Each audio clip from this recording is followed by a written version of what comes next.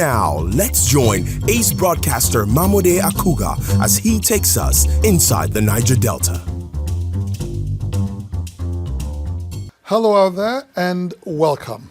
It's Inside the Niger Delta, the authentic voice of Nigeria's oil-rich region. I'm your regular host, MAMODE AKUGHA. As the politics of the 2027 general elections gathers momentum, leaders and stakeholders from the Niger Delta region are calling for the conduct of a free, transparent, and credible elections that will reflect the choice of the masses.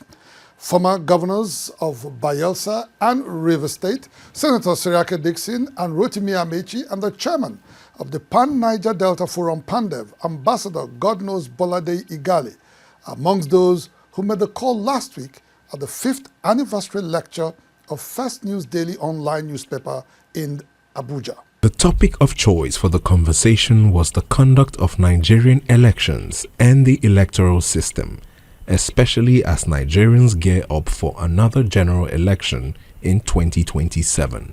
Our leadership recruitment process in Nigeria is faulty, and it has been faulty for a very long time.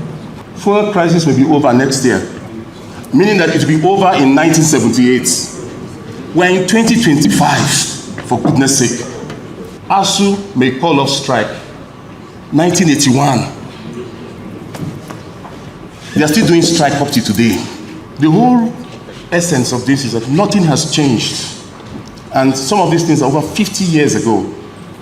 Here we are in 2025. If we don't do something now, maybe when I'm gone, all of us are gone, this same problem will still linger. With the conversation now in full swing, former governor of Bayelsa State and chairman of the occasion, Senator Seriake Dickson, took the podium to give his assessment of what the Nigerian electoral system looks like. What the average Nigerian politician calls election planning, my dear friends and fellow Nigerians, if we are honest, is conspiracy to commit crimes and commission of crimes. When they call party meetings to plan elections, ruling parties will call police officers. They will call INEC, the topmost INEC people, to be there.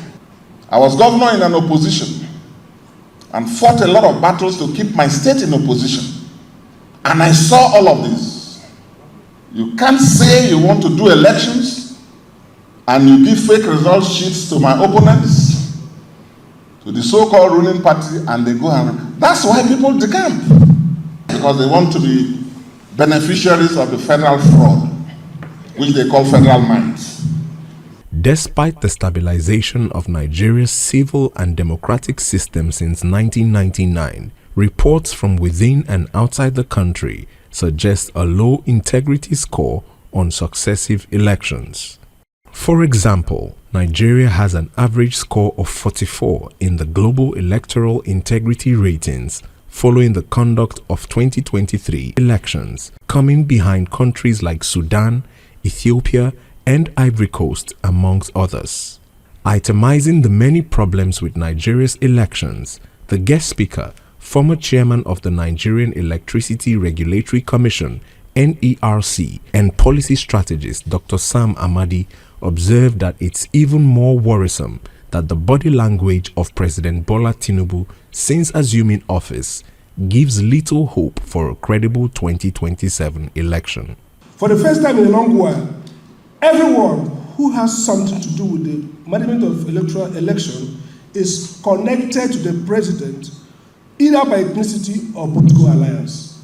When we marry it together with the fact that the head of the security agency and the judiciary are all from the same ethnic group, we may come to understand the deep cynicism spreading across Nigeria and about the prospect of free and fair election. Other dignitaries, both on and off the stage, observed that while the government has a lot to do, the citizens must wake up to their responsibility by holding those concerned accountable and carefully monitoring the electioneering process. The problem with election in Nigeria is that there is no incumbent government that can achieve electoral reform. None. Buhari tried it and failed. In fact, National Assembly passed the law and dropped on his devil. And the man held his pen to sign. And all those who came to him and said, oh, no, don't try this. Now, those same people are back here.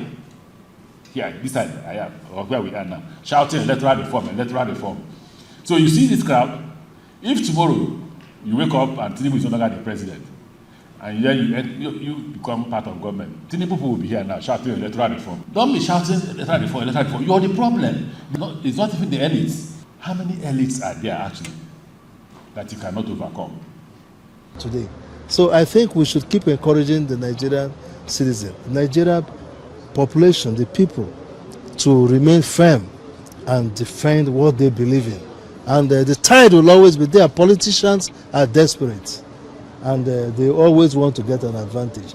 But when the citizens are united, they stand together, then the people will see that there is a change. We just need to increase and whip up the sentiments in our people that elections are a matter of existence, or else in a matter of time we will be no more. And then ensure that the processes from as stipulated in the electoral manual are followed. In that case, we have an increased consciousness that will protect our votes.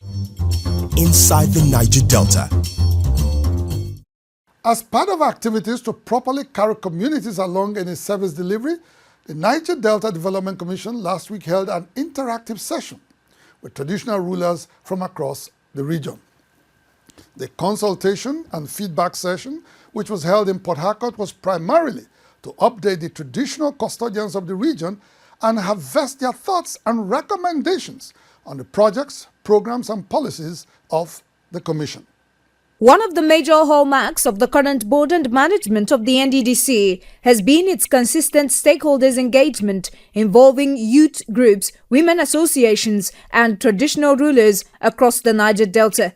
The latest of such interactions was the annual Strategic Consultation and Feedback Forum for Traditional Rulers aimed at strengthening collaboration and fostering mutual understanding between the Commission and traditional institutions.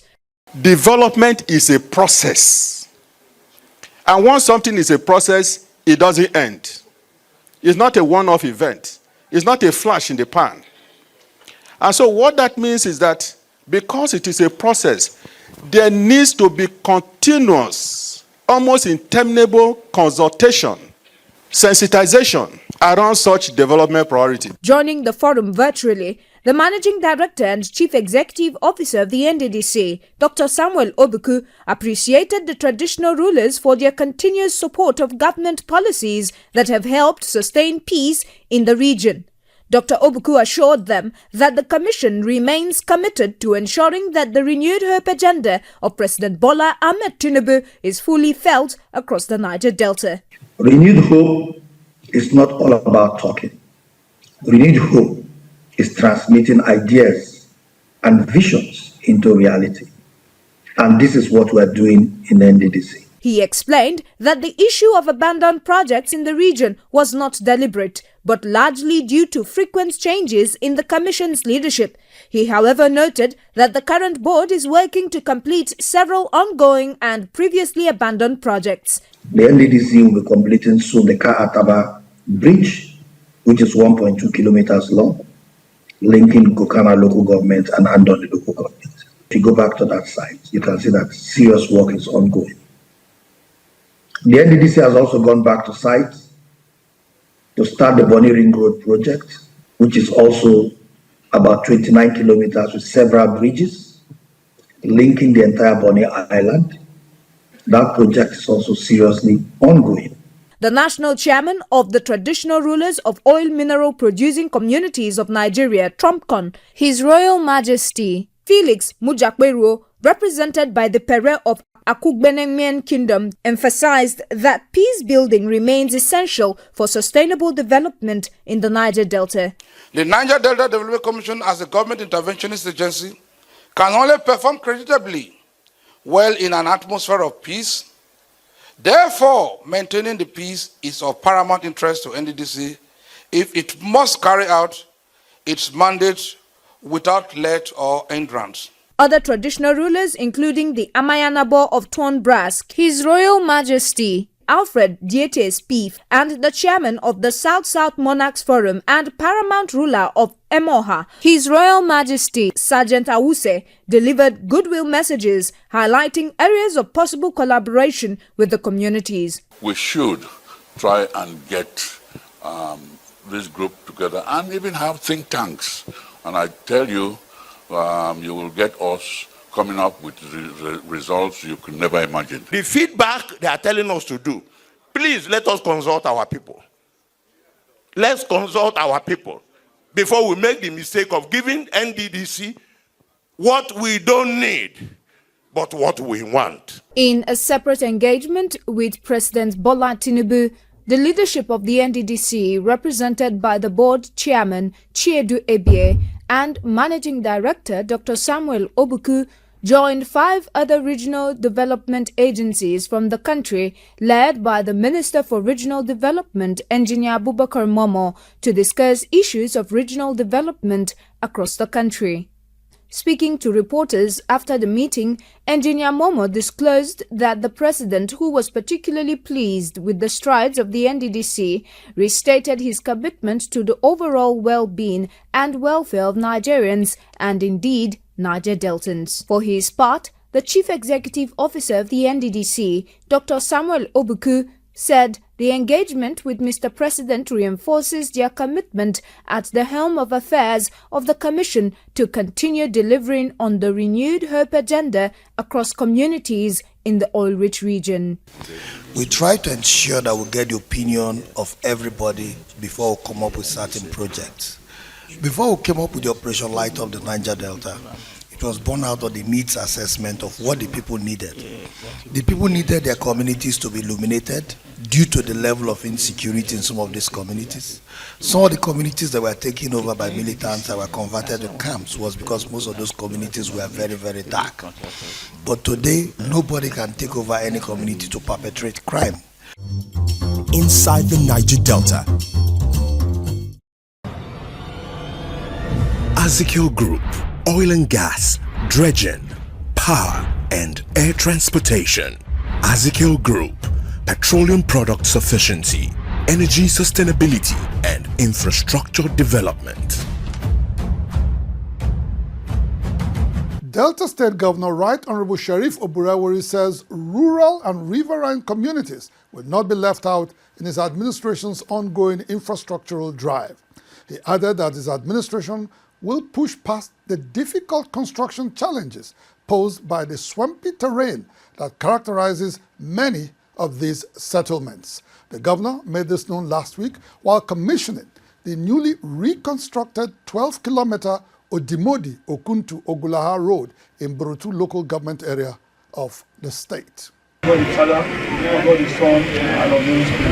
excitement of the people as they received the governor last week for the inauguration of the completed over 12-kilometer Odimodi Okuntu Ogulaha Road in Burutu local government area of Delta State is evidence of how important this road is to them.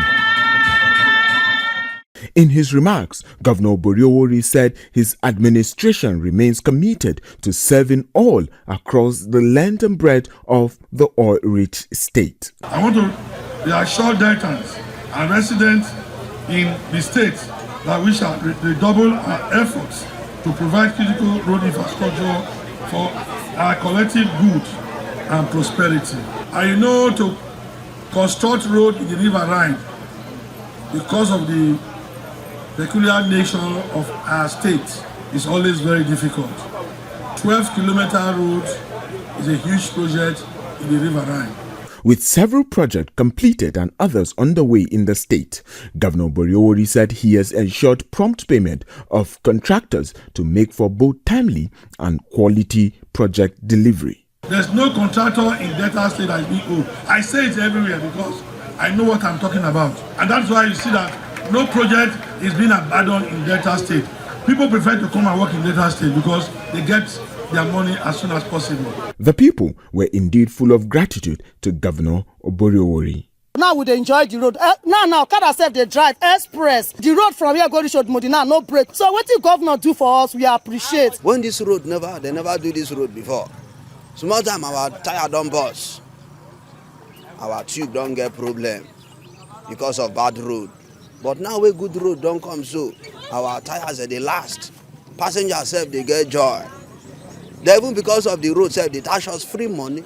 Meanwhile, Governor Borowori has reiterated his administration's commitment to providing a business-friendly environment for both active and prospective investors in the state.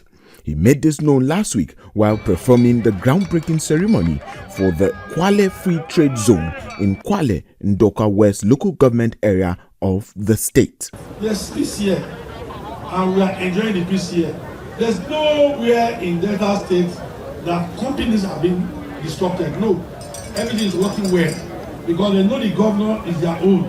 Political leaders and the people who welcomed the development said it would stimulate economic activities in the area. Ndokwa is grateful, and we believe through this very facility, Delta State will receive buoyant growth. Definitely, there are going to be a lot of companies that will operate in this area, and it's going to bring more revenue to the state outside the normal oil revenue. Inside the Niger Delta. The Bayelsa State Governor, Senator Doye Diri, says his proposed 2026 budget is designed to build on development efforts, drive economic diversification, and empower communities across the oil-rich state. Governor Diri revealed this last week while presenting a 998.37 billion naira appropriation bill to the State House of Assembly in Yenagoa. Governor Doye Diri of Bayelsa State last week presented a budget estimate of 998.37 billion naira for the 2026 financial year. A proposal, he said, was specially conceived to build on the progress made in the current year, especially the administration's vision of sustainable growth and development across communities in the oil-rich state. The 2026 budget appropriation bill, when passed into law, will further demonstrate that under my leadership, we have continued to allocate scarce resources prudently in line with our well-structured financial plan for collective well-being of the people of Bayelsa State. The spending plan, tagged Assured Prosperity 2, has 645.26 billion naira, which represents 64.6% earmarked for project delivery, while 353.11 billion naira is allocated to cover the costs of governance. He assured that the budget also prioritizes other key sectors that would stimulate socio-economic prosperity for the people. Bayelsans elected us to take very bold actions to improve and impact on the quality of life of our people. And that is what we are doing and we will continue to do. The Speaker of the Bayelsa State House of Assembly, Right Honorable Abraham Ingobere, commended the governor for the successes recorded in the state so far. He added that the proposed budget would be given the attention it requires. We are committed to ensuring that the appropriation process is transparent and in line with international best practices. Our Assembly is ready to undertake the legislative exercise by inviting the NDAs to scrutinize what have been provided for them, respectively, in order to actualize the timely passage of the appropriation bill. Just like previous years, since Senator Diri assumed office, the Ministry of Works and Infrastructure received the largest share of the allocation with 298.68 billion naira, and the Ministry of Education followed with 75.18 billion naira, reflecting the administration's commitment to strengthening the education sector and driving infrastructure development across the state. Inside the Niger Delta. The chairman of the governing board of the Niger Delta Development Commission, NDDC, Mr. Chiedu Ebie, says at the center of all policies, programs, and projects of the NDDC is the overall welfare and well-being of the people of the oil-rich region. Mr. ABS stated this during the distribution of cash support and palliatives last week to victims of two separate fire incidences in the last couple of months in Agbo, Ika South local government area, and Boji Owa in Ika Northeast local government area of Delta State. Back in February 2024, a fire at Boji Owa in Ika Northeast local government area left many counting their losses and the livelihoods of the people severely impacted. A similar experience in January 2025 left some residents and families in Agbo, Ika South local government area, devastated after a petrol tanker exploded along the busy old Lagos-Asaba road. Mr. Chiedu Ebie, who is the governing board chairman of the Niger Delta Development Commission, NDDC, was at the scene to assess the damages. He also visited those who lost loved ones to the inferno. Last week, Mr. Chiedu visited again, this time with financial support and palliatives for these families who are still struggling to find their footing after the tragedy. Comforting the people further, Mr. Chiedu said while the Commission cannot bring back all they have lost, it is, however, committed to making sure that they chart a way forward with hope and courage. We've come here today to say to them, we're sorry for your loss, to wipe the tears, and to tell them that we love you very much, and that is why we will support you with cash sum and some foodstuffs or palliatives for them. Like I said, we have categorized the victims.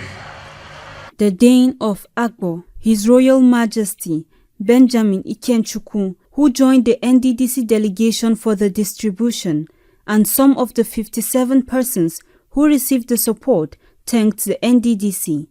Speaking further, they said that the renewed hope agenda of Mr. President is indeed impacting and changing lives across the Niger Delta through the NDDC. I have not had this opportunity before, but let me here thank Mr. President for the confidence that he has imposed in my son. And I assure Mr. President that my son as the chairman will do everything that he can to develop the process for Nigeria so desperately needed. We thought all hope was lost, but little did we know that help was coming from NDDC. So we are grateful indeed. And they have provided a succor to us to revive our businesses and to make us to fit more into the society and to also to take care of our loved ones, our children. We are grateful indeed to them. When we were called and told that the NDDC was about to intervene financially and otherwise to what happened, we didn't believe it was going to be like this.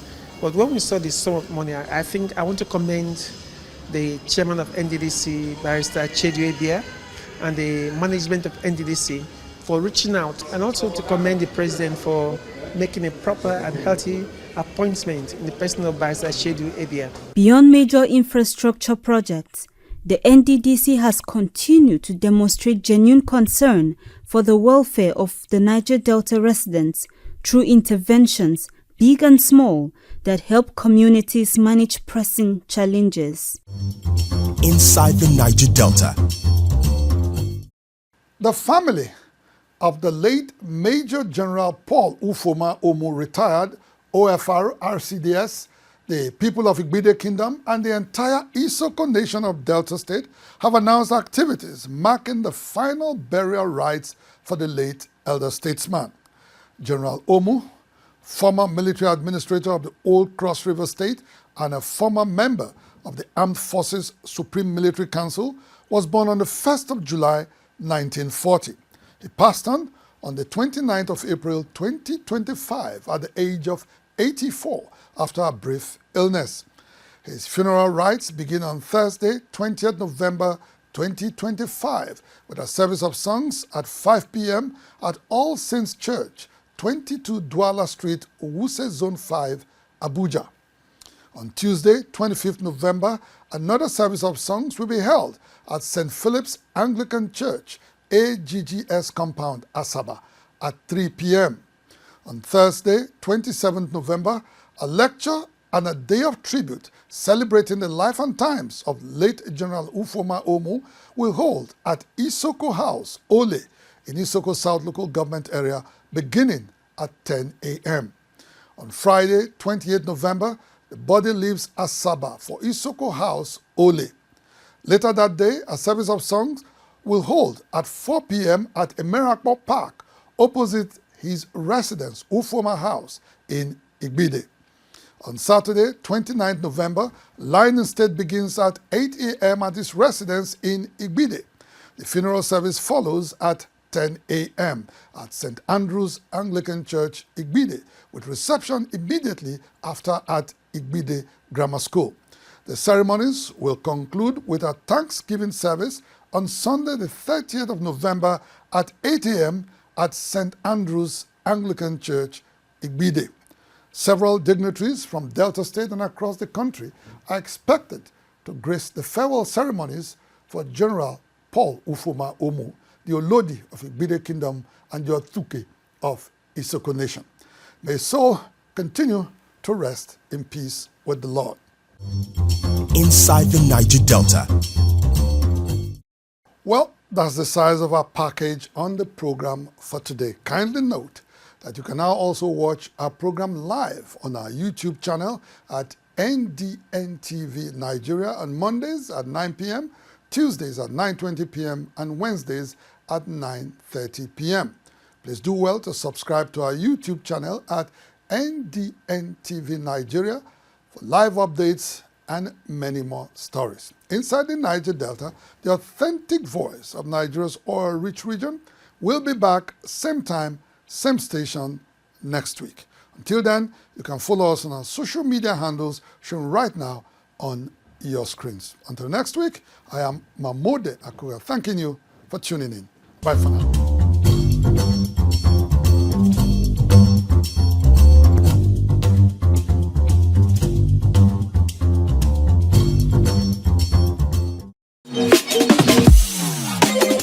Remember to subscribe to our YouTube channel at NDNTV Nigeria.